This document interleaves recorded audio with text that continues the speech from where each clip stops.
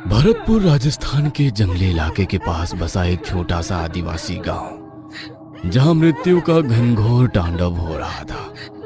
गांव में पैदा होने वाले हर लड़के पर एक मनहूसियत छाई हुई थी। घर में बेटा पैदा होता, लेकिन अगली अमावस्या होते ही मारा जाता। गांव में कई तांत्रिक आकर गए, लेकिन कोई भी मौत के इस महातांडव को रोक ना सका। आज भी अमावस्या की रात थी और आज रात रघु के 1 महीने के बेटे का निधन हो गया। मारा बच्चा, मारा बच्चा। मीना का रो रो कर बुरा हाल था, लेकिन सिर्फ वही नहीं, पूरे गांव में सभी शोक में डूबे हुए थे, क्योंकि पिछले 1 महीने में होने वाली ये तीसरी मौत थी।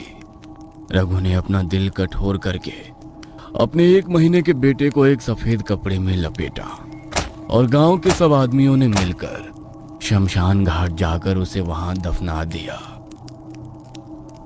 पहले मेरा बेटा, फिर राजू का बेटा, और आज ऐसा लगता है जैसे हर अमावस्या को कोई उनकी बलि लेकर जा रहा है। लेकिन कौन? आखिर कब तक चलता रहेगा ये सब? इतने तांत्रिकों को बुलाया, लेकिन कोई कुछ नहीं कर रहा है। इससे पहले कि कोई आगे कुछ बोलता, पीछे से उन्हें किसी की आवाज सुनाई दी। एक तांत्रिक काले रंग के वस्त्र धारण किए, लंबी काली दाढ़ी और हाथ में कमंडल लिए हुए था। उसने गांव वालों की ओर देखा और क्षण के लिए वो मौन हो गया और फिर अगले ही पल बोला, लौट आई है वो, और सब उसकी रक्त की प्यास बुझा रहे हैं तुम्हारे कुल दीपक। अगर तुम्हें उसके श्राप से छुटकारा नहीं मिला तो एक एक करके तुम सबके घर के कुल दीपक बुझ जाएंगे। अभी भी समय है, संभाल लो सब कुछ, वरना पछतावे के सिवा तुम्हारे साथ कुछ नहीं आएगा। इस गांव की आने वाली पुश्तें मौत का ऐसा तांडव देखेंगी कि पूरे गांव में किसी के घर कोई शोक मनाने वाला भी ना रहेगा। ये आप क्या बोल रहे हैं बाबा? और आपको इन सब बातों के बारे में कैसे पता चला? मैं सब जानता हूँ, और ये भी जानता हूँ कि ये सब क्यों हो रहा है। अपनी तंत्र विद्या से वो सब देख सकता हूँ जो तुम्हारी आंखें और बुद्धि नहीं देख समझ सकती। 1 सदी पहले इस गांव में एक औरत रहती थी। कहने को तो वो औरत थी, लेकिन सीरत से डायन थी। वह कई बार गर्भ से हुई और उसने हर बार एक बेटे को जन्म दिया, लेकिन जन्म के 3 दिन के भीतर ही उसके सारे बेटे मर जाते थे। तब उसने तंत्र मंत्र की विद्या सीखी।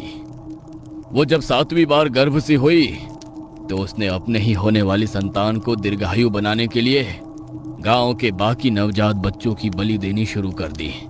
वो 8 बच्चों की बलियां दे चुकी थी। उसे 21 बलियां पूरी करनी थी, लेकिन उससे पहले ही गांव वालों को उसका काला सच पता चल गया और उन्होंने उसकी झोपड़ी में आग लगा दी। वो उस आग में झुलस कर मर गई, लेकिन गांव वालों को यह श्राप देकर गई कि 1 सदी के बाद वो फिर लौटेगी और गांव के किसी भी घर का कुल दीपक जिंदा नहीं रहने देगी।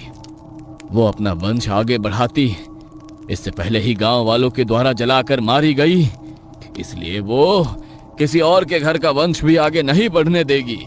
ये आप क्या कह रहे हैं बाबा? ऐसे तो पूरे गांव का विनाश हो जाएगा। जब किसी का वंश ही आगे नहीं बढ़ेगा तो धीरे धीरे करके पूरा गांव खत्म हो जाएगा। जब आप हमें इतना सब कुछ बता सकते हैं तो इसका समाधान भी कर सकते हैं।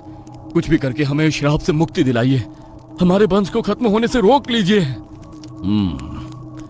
यह समस्या जितनी जटिल है, इसका समाधान भी उतना ही मुश्किल है। उसके मुंह से उसका शिकार छीनना है तो उसे रक्त के बदले रक्त देना होगा, बलि के बदले बलि। उसके श्राप से तुम सबको तभी मुक्ति मिल सकती है जब उसे हम स्वयं अपनी इच्छा से बलि चढ़ाएं, वो भी पूरी 21, लेकिन किसी जानवर की नहीं, बल्कि अपनी संतानों की।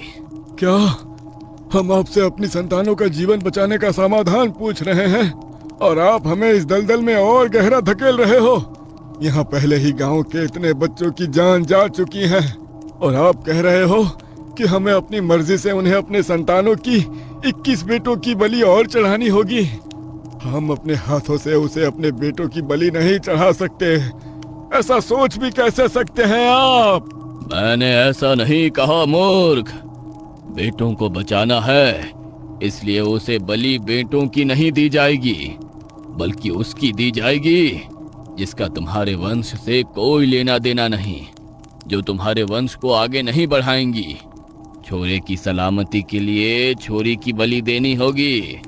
जिस दिन गांव से 21 लड़कियों की बलि पूरी हो जाएगी, गांव पर से ये श्राप खुद ब खुद हट जाएगा। इसका यही एक समाधान है।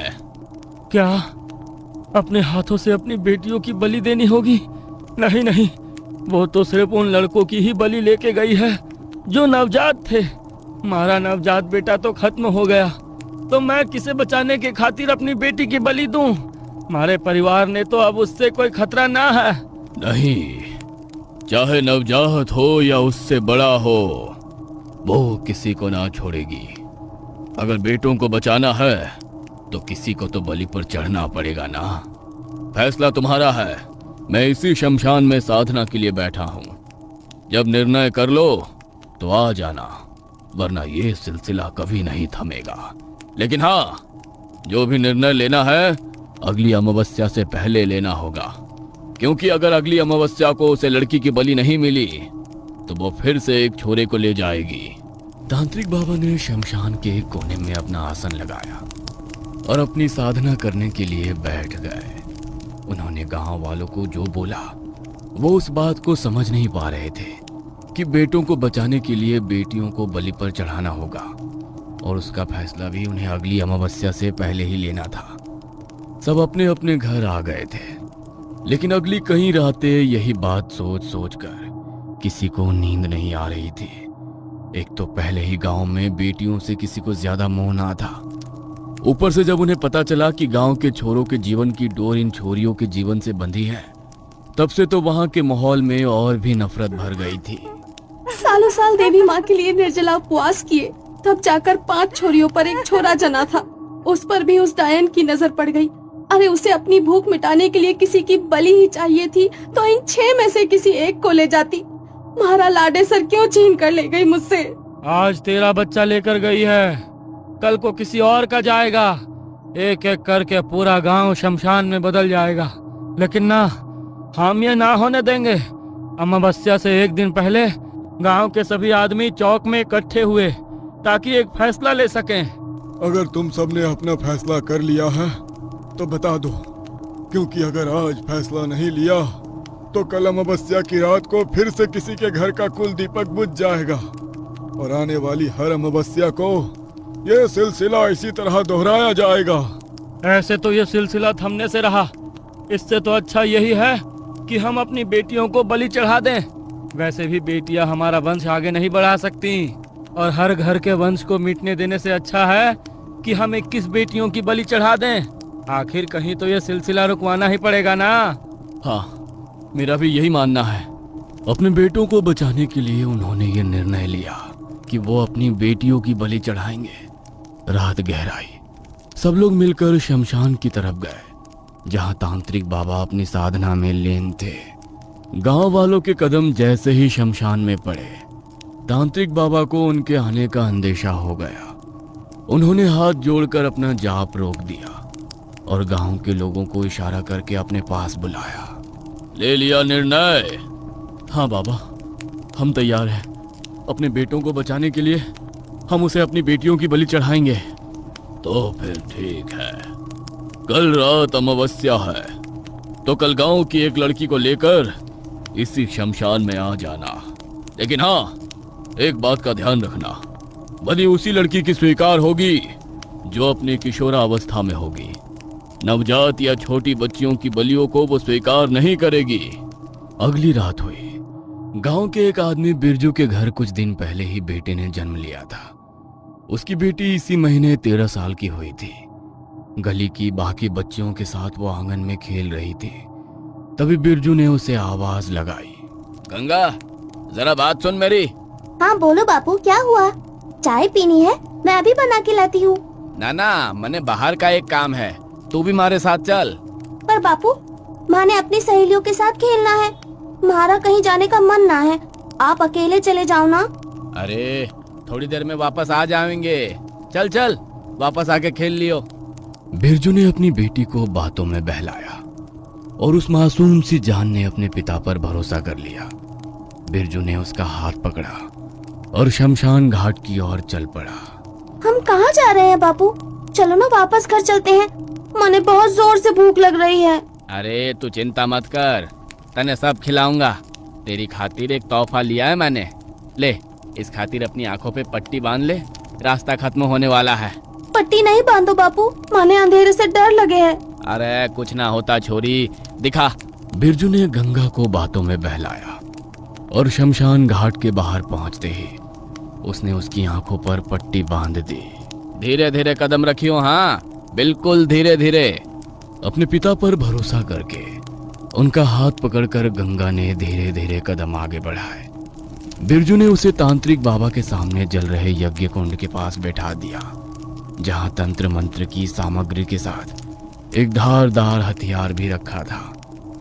एक बार को तो बिरजू का भी दिल वो धारदार चाकू देखकर दहल उठा, लेकिन अगले ही पल उसने सोचा, ना, तांत्रिक बाबा ने बोला था कि बेटी की बलि मुझे अपनी स्वेच्छा से देनी होगी। मुझे अपने मन को कठोर करना होगा, वरना छोरों की जान भी चली जाएगी और उस डायन को संतोष भी ना मिलेगा और वो फिर खा जाएगी हमारे गांव के छोरों को। बापू हम कहाँ आ गए? मैं अपनी आँखों से पट्टी निकाल दूं क्या? ना छोरी, अभी ना, बस थोड़ी देर और रुक जा। तांत्रिक बाबा ने वो धारदार चाकू उठाया और बिरजू की सहमति के लिए उसकी तरफ इशारा किया। बिरजू ने हाँ में गर्दन हिलाई और उसी वक्त तांत्रिक बाबा ने यज्ञ कुंड में गंगा को बलि चढ़ा दिया। बिरजू के कपड़ों पर अपनी ही बेटी की खून की छींटें थी। उसकी बेटी की कटी हुई खोपड़ी यज्ञ कुंड में जल रही थी और उसका कटा हुआ धड़ उसके पैरों के सामने गिरा हुआ तड़प रहा था। लेकिन उसकी आंखों में इस बात का दुख नहीं था कि उसने अपनी आंखों के सामने अपनी बेटी को बलि पर चढ़ा दिया है, बल्कि उसकी आंखों में एक अलग ही चमक थी। अब मेरे बेटे को कुछ नहीं होगा ना बाबा? नहीं, अब तेरा बेटा सुरक्षित है, तो अब निश्चिंत हो जा। बिरजू बहुत खुश था कि अब उसके बेटे को कुछ नहीं होगा। वो खिलखिलाता हुआ अपने घर आया। दे दी बलि छोरी की, अब अपने बेटे को कुछ ना होएगा, अब हमारा वंश ना मिटेगा। चलो अच्छा है, कल हवन करा देंगे छोरी के नाम का। मन को छोटा ना करो, वो बड़ी बहन थी छोरों की, उसका फर्ज था उसकी रक्षा करना। अमावस्या की रात को गंगा की बलि देने के बाद उस रात गांव में किसी लड़के की जान नहीं गई, तो सब मान गए कि तांत्रिक बाबा ने उन्हें बिल्कुल सही उपाय बताया है। अब अगली अमावस्या आने वाली थी। गांव में जिसके घर में भी उनकी बेटी किशोरावस्था में थी, वो सभी एक एक करके हर अमावस्या को अपनी बेटी को बलि चढ़ाने के लिए तांत्रिक बाबा के पास लेकर जा रहे थे। एक के बाद एक करके 18 लड़कियों को वो लोग बलि पर चढ़ा चुके थे। बाकी थी अब बस 3। बस कुछ दिन और ये खूनी खेल चलेगा, उसके बाद मैं मुक्त हो जाऊंगा हमेशा हमेशा के लिए। क्या रुक जाएगा ये खूनी खेल, या ऐसे ही एक एक करके गांव की लड़कियों की बलि चढ़ती रहेगी? आखिर कौन है वो डायन, और ये तांत्रिक डायन के बारे में इतने विश्वास के साथ कैसे सब कुछ जानता है? सारे सवालों के जवाब जानने के लिए हमारे साथ कहानी के अगले भाग में बने रहिए।